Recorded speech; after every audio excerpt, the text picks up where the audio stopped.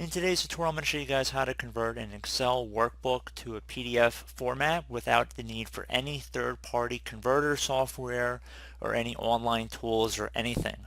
So it's all built right into Excel, and without further ado, let's jump right into it. So we're going to start by opening up the File tab. So left click on the file up at the top left, and then you want to left click on Save As.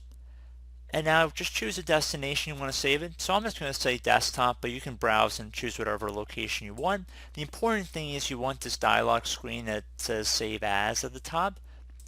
And underneath Save As Type, you want to click this little drop down arrow and you want to select PDF from this list. So you also want to make sure Optimize for Standard Publishing Online and Printing is selected, and then left click on Save. And that's pretty much it, and it should open automatically if you kept the other box checkmarked. So if you have Adobe Reader, it's probably going to try and open up in Adobe Reader first. You're welcome to uncheck that so it doesn't open up preview.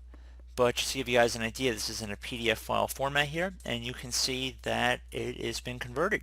So very straightforward, guys. I do hope this brief tutorial was able to help you out, and I do look forward to catching you all in the next tutorial. Goodbye.